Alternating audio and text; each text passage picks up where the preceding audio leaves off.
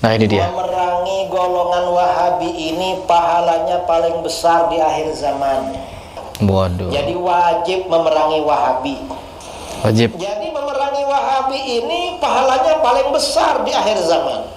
Jangan ragu-ragu. Ketika Kiai Haji Idrus Ramli menyatakan hal demikian tentang Wahabi, itu juga diberikan bantahan oleh Kiai Haji Zahro mengenai hal tersebut. Sampai sekarang ini pun ada yang mencaci maki Wahabi, menganggap sesat Wahabi, menganggap Wahabi bukan ahlus sunnah. Sebagai muslim saya sangat keberatan. Saya bukan Wahabi, jelas bukan Wahabi, tapi tidak rela kalau saudara kita dicaci maki. Benci ya benci, tapi jangan ekspresif dan jangan keterlaluan. Penjenengan nanti akan malu di depan Allah SWT. Dan ini bagaimana cara kita menyikapinya?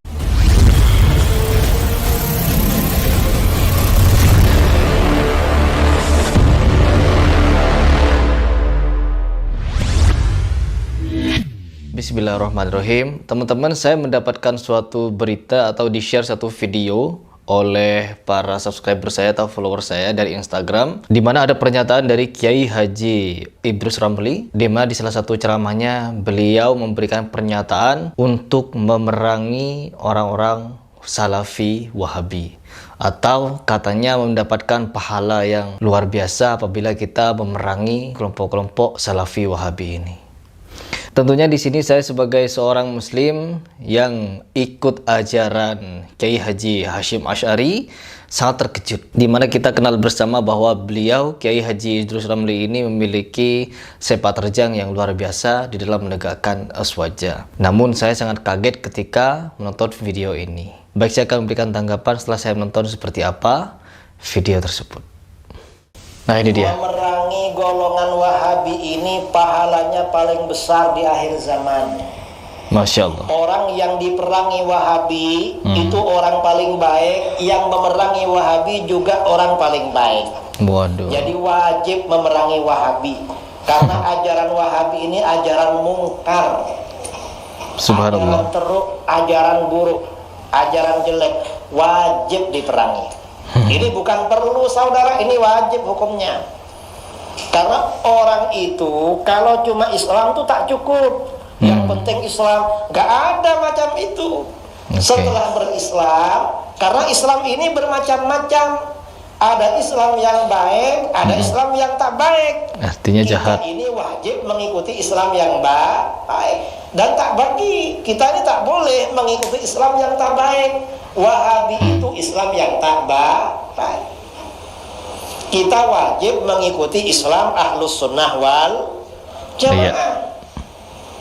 Wajib. Jadi memerangi Wahabi ini pahalanya paling besar di akhir zaman. Iya. Karena mereka ini ajaran Memerangi. penipu. Jadi wajib. Jangan ragu-ragu. Jadi wajib katanya ya teman-teman, memerangi Wahabi itu wajib. Ya Allah.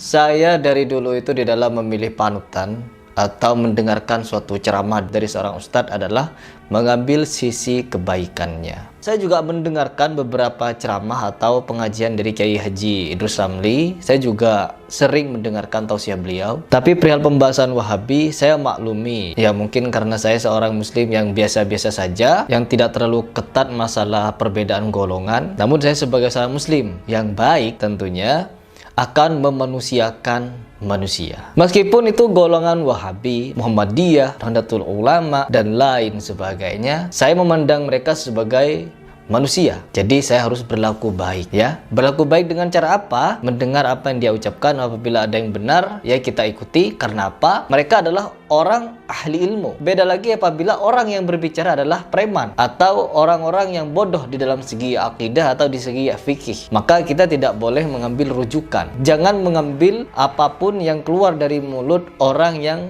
tidak berilmu. Karena bisa jadi apa yang disampaikannya hanya melalui akal dan juga melalui hawa nafsunya. Karena apa? Landasan manusia itu berbicara haruslah Al-Quran dan Al-Hadis. Di mana-mana ketika saya menonton video ceramahnya Ustadz Khalid Basalamah, Ustadz Syafiq Riza Basalamah, saya mendengarnya adem sekali, menyenangkan, mengajak kebaikan, mengajak ketakwaan, mengajak mengenal Allah, mengenal risalah Rasulullah dan para sahabat. Masya Allah, saya banyak sekali mendengar ceramah-ceramah dari Ustadz-Ustadz Salafi Wahabi. Bahkan di Arab Saudi adalah negara yang mayoritas Wahabi, Salafi. Masya Allah. Jadi kita sebagai seorang muslim tidak boleh sebenarnya menggolong-golongkan, apalagi menganggap sesama muslim yang beriman kepada Allah dan juga Rasulullah dan tidak ada Tuhan selain Allah, mereka masih satu iman meskipun tidak satu pendapat. Apa pendapat itu? Yaitu mengenai misalkan seperti tahlilan, ya, seperti kunut, seperti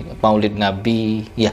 Memang hal-hal ini juga sudah menjadi perbedaan antara Muhammadiyah dan NU, di mana Muhammadiyah tidak merayakan hal-hal seperti ini dan hanya dilakukan oleh orang-orang NU. Nah, kita sebagai seorang muslim tentunya juga tahu bahwa orang-orang Salafi Wahabi ingin menyampaikan kepada kita semua bahwa Rasulullah, para sahabat, tabi'in, sampai para imam-imam mazhab juga tidak melaksanakan atau melakukan hal-hal seperti ya tahlilan atau seperti maulid Nabi dan lain sebagainya. Tidak. Mereka hanya mengajak kita untuk tidak mengerjakan apa yang tidak dikerjakan oleh Rasulullah. Itu sebenarnya baik. Ya mungkin cuma penyampaiannya yang kurang berkenan. Karena apa? Maulid Nabi, tahlilan atau dan lain sebagainya itu ada sejarahnya. Dan di dalam NU itu tidak dikategorikan sebagai ibadah. Hanya di mana kita melakukan zikiran-zikiran, membaca Al-Quran, membaca sholawat, tausiyah, dan lain sebagainya ketika merayakan hal-hal tersebut. Kalau kita menganggapnya sebagai ibadah itu tidak. Dan mungkin cara dakwahnya orang-orang Salafi ini belum tentu masuk ke dalam orang-orang NU. Karena apa? Terlalu to the point, mengatakan itu bid'ah, mengatakan itu sesat, dan lain sebagainya. Mungkin. Dan ini juga bukan diperangi sebenarnya. Ya, bukan diperangi. Tetapi wajib di dalam saling menasihati dalam kebenaran dan kesabaran. Untuk tidak melaksanakan tahlilan, ya ada caranya untuk menyampaikan dengan cara yang benar dan juga sabar. Dan untuk membantahnya juga dengan cara yang benar dan sabar. Tanpa harus perang, tanpa harus saling mencaci maki atau menghujat. Tentunya saya sangat menyayangkan tindakan atau pernyataan dari Kiai Haji Idrus Ramli ini. Karena apa? Ini bisa menjadi polemik lagi ke depannya untuk tidak menerima saudara-saudara kita yang berpaham seperti orang-orang Salafi ini. Saya juga banyak murid-murid yang berpaham Salafi. Saya juga banyak murid-murid yang berpaham Muhammadiyah, ikut Muhammadiyah tapi pemahamannya NU, ada yang NU tapi cinta Muhammadiyah, dan begitu seterusnya. Kita tidak pernah mempermasalahkan hal demikian. Karena apa? Kita itu sama-sama muslim dan memiliki landasan yang sama-sama kuat. Dimana ketika kita memiliki landasan, orang Salafi berbicara hal demikian juga memiliki landasan. Dan mereka tidak melaksanakan juga tidak masalah. Dan tentulah kita sebagai seorang muslim yang baik harus menjadi penengah yang juga baik untuk melerai pertikaian antara ulama-ulama kita di sana. Baik, sebelum saya lanjutkan, teman-teman coba simak pernyataan dari Kiai Haji Ahmad Zahro. Pertama yang harus diketahui, Wahabi itu ada dua macam. Ada Wahabi Khawarij, Abdul Wahab bin Sulaiman, itu Al-Khariji, Khawarij, itu yang sesat karena mereka mengkafirkan kita semuanya. Ada yang Muhammad bin Abdul Wahab, itu Wahabi yang sekarang ada di Saudi Arabia itu. Memang zaman tahun 20-an, 30-an itu ketika Wahabi atau pemerintah Saudi baru terbentuk, mereka kerjasama dengan ulama Wahabi, itu keras sekali. Akan membongkar makam Nabi, ya akan memindahkan makam Nabi, semua wirid dilarang dan sebagainya. Keras sekali sehingga berdirilah NU merespon itu, dan ormas-ormas di dunia keberatan dengan langkah Wahabi. Dalam perundingan akhirnya berhasil. Tapi kemudian dilanjutkan oleh generasi yang kurang mengenal Wahabi. Sampai sekarang ini pun ada yang mencaci maki Wahabi, menganggap sesat Wahabi, menganggap Wahabi bukan ahlus sunnah. Sebagai muslim saya sangat keberatan. Saya bukan Wahabi, jelas bukan Wahabi, tapi tidak rela kalau saudara kita dicaci maki. Saudara kita Wahabi yang ada di Saudi Arabia dan sekitarnya itu adalah Wahabi yang ahlus sunnah. Kalau tidak sama dengan kita, tidak usah jauh-jauh. Bukan Wahabi, NU dengan Muhammadiyah pun banyak perbedaan. Tapi kan tidak boleh mencerca, tidak boleh mencela. Wahabi iblis, Wahabi sesat. Panjenengan pernah haji atau tidak? Pernah umroh atau tidak? Mustahil Allah Subhanahu wa taala rela Masjidil Haram dan Masjid Nabawi diimami oleh iblis. Imam Masjidil Haram, Imam Masjid Nabawi, salah satu guru Al-Quran saya adalah dari Masjid Nabawi. Itu adalah orang-orang soleh, orang-orang baik. Wahabi mereka pasti Wahabi, mazhab akidahnya, tapi mazhab fikihnya Hambali. Jadi kalau mengatakan sesat, bahkan ada yang Wahabi itu ciptaan Yahudi. Benci ya benci, tapi jangan ekspresif dan jangan keterlaluan. Penjenengan nanti akan malu di depan Allah SWT. Mustahil, sekali lagi, Masjidil Haram diimami oleh orang yang sesat. Mustahil. Mustahil Allah SWT ridho Masjid Nabawi, imam masjidnya adalah orang-orang sesat. Saya tuh bahkan, karena saya akrab juga dengan Syekh Abdurrahman As-Sudais, Syekh Surem, akrab saya dengan mereka. Mereka tuh bahkan dalam persepsi saya orang yang paling awal masuk surga di antara orang yang hidup sekarang ini. Bersih lahir batin. Bahwa amaliyahnya kita tidak setuju, ya banyak. Kalau tidak setuju banyak. Mereka tidak wirid bersama-sama sudah sholat itu juga, ya mereka pahamnya seperti itu. Sholat subuh tidak kunut ya seperti itu. Lalu kenapa? Ini memang sangat diprovokasikan ini. Kayaknya dikompori oleh Syiah. Syiah memang musuh bebuyutan Wahabi.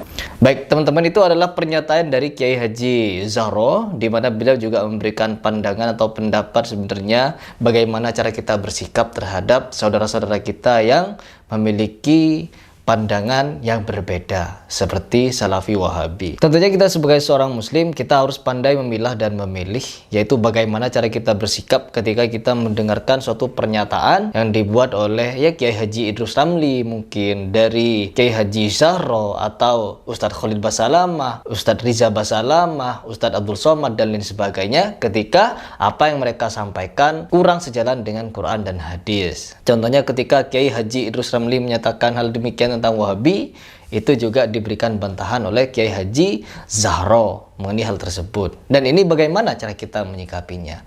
Apakah kita harus mengambil jalan tengah dan tidak menanggapi apa yang menjadi pernyataan mereka berdua? Tentunya kita sebagai seorang muslim yang baik harus pandai. Pandai bagaimana? Pandai menempatkan diri. Tidak semua mungkin ketika pertama kali mereka, orang-orang Salafi, menyampaikan dakwahnya ya dengan cara menyesat-nyesatkan atau menyalah-nyalahkan, itu kurang benar. Namun itu juga tidak dapat disalahkan karena mereka berbicara dengan sesuai apa yang ada di dalil. Dan ini karena mungkin saudara-saudara kita dari Salafi masih baru, ya kita harus memberikan perkenalan. Dan alhamdulillah, contohnya seperti Ustadz Khalid Basalamah, ketika dia mulai berbaur dengan orang-orang NU, berbaur dengan Jamaah Tabligh dan lain sebagainya, alhamdulillah mereka sudah memiliki pemahaman untuk tidak saling menyalahkan lagi. Karena memang ada istilah tak kenal maka tak sayang. Kemarin juga saya dibuat terharu ketika menonton suatu video, yaitu Ustadz Khalid bergandengan tangan, saling merangkul dengan orang-orang Jamaah Tabligh. Masya Allah, seperti ini ulama-ulama atau ustadz-ustadz yang mungkin sebelumnya ada perbedaan pendapat, mereka bisa saling merangkul. Begitulah seharusnya, dan inilah yang harus dilakukan, ya. Bukan kita sesama muslim mendebat. Sesama muslim seharusnya bukan mendebat, melainkan mengembalikan apa yang sebenarnya terjadi atau apa yang menjadi hukum untuk kita lihat bersama melalui Al-Quran dan Al-Hadis. Kita kembali kepada Al-Quran dan Al-Hadis. Karena memang itu yang Rasulullah anjurkan ketika ada permasalahan. Kita memang wajib memilih panutan terbaik. Apa terbaik? Yaitu orang-orang yang berpegang teguh kepada Ahlussunnah wal Jamaah. Apakah orang Wahabi ini tidak berpegang teguh pada Ahlussunnah wal Jamaah? Tentunya mereka juga berpegang, dan mereka ini berusaha untuk mendakwahkan ajaran-ajaran yang hak. Apa yang hak? Yaitu ajaran-ajaran yang ada hanya di dalam Al-Quran dan Al-Hadis. Yang di luar itu mereka tidak mengikuti atau tidak membenarkan. Nah, ini juga benar, ya, karena mereka mau beribadah sesuai dengan bagaimana Rasulullah beribadah. Dan mereka tidak mau beribadah apa yang tidak Rasulullah atau para sahabat atau para imam mazhab tidak melakukannya. Ini juga benar. Ya, kita harus mengalami perubahan. Perubahan apa itu? Yaitu perubahan di dalam menyikapi suatu perbedaan. Kita harus dewasa. Ya, bukan berarti di sini saya ingin menasihati para kiai atau para ustadz. No. Tetapi saya sebagai sesama muslim, tentunya yang pertama yang saya nasihati adalah diri saya. Dan yang kedua adalah orang-orang terdekat saya, dan baru berikutnya orang-orang yang kenal saya meskipun dari jauh, seperti kalian di media sosial. Yuk kita serukan kepada tokoh-tokoh kita untuk bersatu padu. Hindari pertikaian, hindari permusuhan. Marilah kita saling merangkul, jangan saling menjatuhkan. Ada perbedaan, kembalilah kepada Al-Quran dan Al-Hadis, dan berjabat tangan akan menggugurkan dosa, mendatangkan rahmat Allah Subhanahu wa taala. Karena apa? Kita masih bernaung kepada kalimat syahadat yang sama. Asyhadu an la ilaha illallah wa asyhadu anna Muhammadar Rasulullah.